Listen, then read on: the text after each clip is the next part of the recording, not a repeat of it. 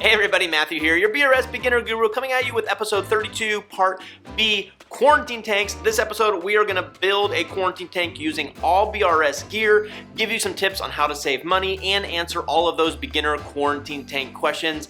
That's all I got for you. Let's get right to the video. So I went ahead and set up a quarantine tank with everything you can get from Bulk Reef Supply. It's a little bit expensive. It came out just over $300. We'll put links to this entire system down below, so if you just don't want to think about it, look down below, buy everything on the list, and you will be on your way to a quarantine tank. For the tank, we have the AquaMaxx 17.1 gallon tank. It's low iron glass, it's gorgeous, and it's definitely overkill. Remember, if you don't go with this one, which costs about $130, you're gonna save probably more than $100 by buying it from your local big box store. For filtration, we have the Seachem Tidal 35 hang on the back filter. This is a great size for this system, and I like the Seachem Tidal hang on the back filter because it actually has an overflow that will remove the surface skim, unlike most hang on the back filters. For the light, we went with the Reef Brite 5050 Lite 24. You can go with whatever color configuration you want. They have completely blue or completely white, but I think that mix of blue and white will really make the colors in the fish pop. And not only that, but it can be used for certain low light corals as well.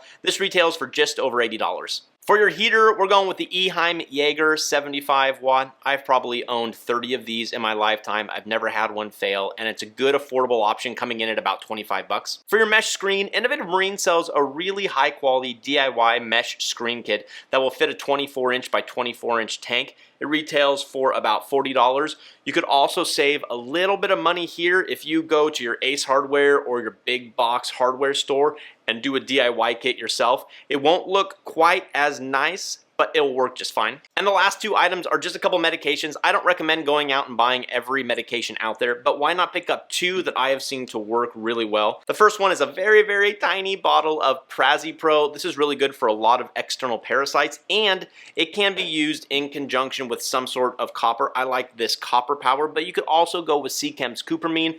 This is great, especially for ick. I'm sure there's a lot I'm going to be missing here, but I'm going to try to answer the most frequently asked questions about quarantine tanks. I have found quarantine tanks to be one of the most confusing topics for beginners and one of the topics they have the most questions about. So let's jump right in with some of the most common ones that I hear. Can I use Reef Rock in my quarantine tank? I personally don't like to because I like to completely break down and sterilize my quarantine tank in between uses. But as long as you're okay not using certain antibiotics or certain things like copper that might get absorbed into the Reef Rock, then yeah, you can go ahead and go with a cycled aquarium. Then how about reef sand? Can I put a sandy substrate in my quarantine tank? There are certain types of livestock, wrasses, sand-sifting gobies, and certain kind of snails that are going to be much, much happier and feel at home with a sand bed in your quarantine tank. But I wouldn't add a sand bed to the entire tank. Rather, I get some sort of container. Sometimes I just use like one of those Pyrex squares, and I'll fill that with sand. That way, after each use, you can remove that sand and just toss it. Because if you don't, a sand bed can be a great place for marine ick to lie dormant. So you might leave that sand bed in there, think everything's hunky-dory.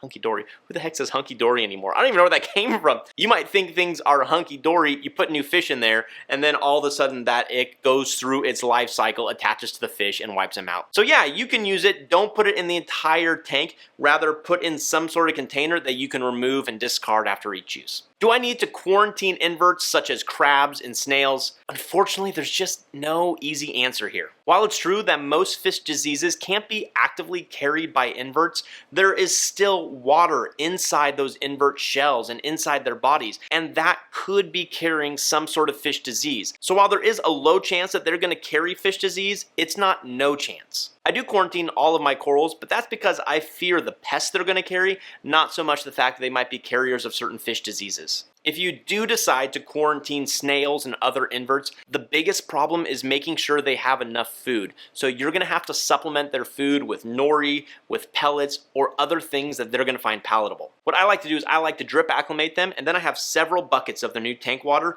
and I'll take them and I'll dip them from one to the other, and I figure that's probably good enough. It may come back to bite me in the long run. It's definitely no guarantee, but I think that is probably more precaution than most hobbyists take. How do I quarantine fish that like to burrow in the sand? That one's an easy answer. Just get some sort of container, a piece of Pyrex or some sort of plastic, fill it with sand, and then put that in the tank. They will feel at home in there, and then when you're done, you can just discard that sand or sterilize it and then reuse it. Should I preventatively treat all new fish with medication? I really wish I could give you a good answer here. Some hobbyists do, but most hobbyists don't. Treating your fish with certain medications can be super stressful. Just take copper as an example. Copper is poison. When we add copper into a tank, we're essentially poisoning our fish. But it works because our fish, for the most part, can handle a certain level of poison greater than other parasites. So while your fish is able to survive that poison, a lot of the parasites aren't going to be able to. Personally, I've tried it both ways, but currently I've decided to not preventatively treat my fish. Does that mean that sometimes my fish get sick and die? Yeah, but I've noticed when I've done it both ways, the death rate from bringing new fish home seems to be about the same, so I've just chosen not to add that extra stress into the process. And even if you do decide to preventatively treat your fish, what are you going to treat them for? Is it going to be Brooklinella? Is it going to be ick? Is it going to be velvet? Is it going to be bacterial infections? Is it going to be parasitic infections? Is it going to be for fungus?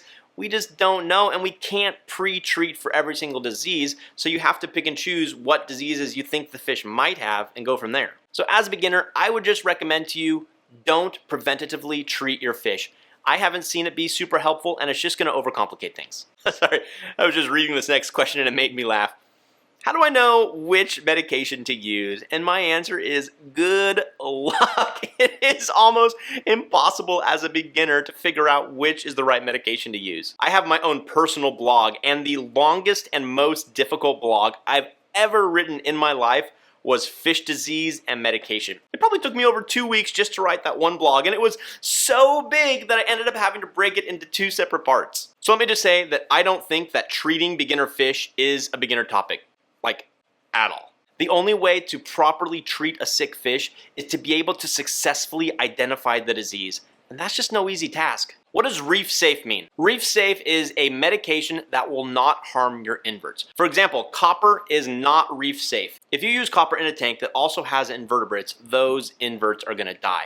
That is oftentimes why you see at your local fish store the fish kept separate from the inverts, because sometimes the fish tanks are treated with copper preventatively, and if there were inverts in there, they would just die. So then what does biofilter safe mean? Well, biofilter safe medications are those medications that won't harm the beneficial bacteria, because if you think about it, beneficial bacteria, they're bacteria, so antibiotics are going to kill them. But there are certain types of antibiotics, and right now I can't remember. There's gram-positive, there's gram-negative, and there's broad spectrum. But there are certain antibiotic medications out there that can be safely used in low quantities that won't adversely affect your beneficial bacteria. The next question I've already answered, but I'm going to say it again because it's a biggie. Do I need to cycle my quarantine tank? No, you don't. If you choose to follow the methodology we're doing in this video, you don't need to cycle your tank. You will just have to do a lot of water testing and water changes to remove that ammonia from the tank. But trust me, there are a lot of hobbyists who vehemently disagree with me, and I wouldn't be surprised if they put some sort of snarky comment down below actually,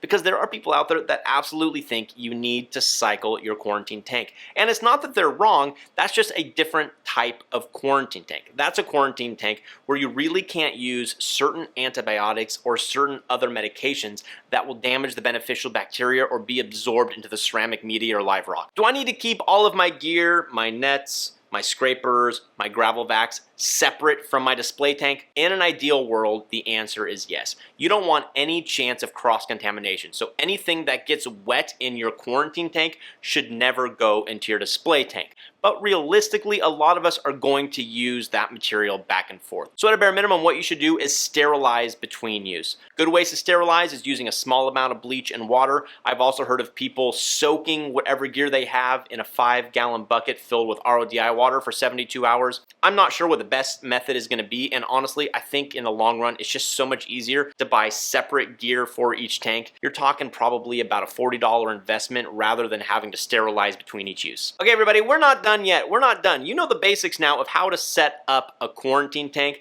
but we haven't even talked about how to quarantine your fish. So stick around. I believe this is episode 32. In episode 35, we will give you step-by-step instructions on how to quarantine your fish. And don't forget, we're gonna put links to our BRS quarantine tank setup below. Next up in episode 33, we're gonna teach you how to choose a healthy fish from your local fish store. As always, everybody, thank you for watching. Happy reefing, be well. We'll see you next time.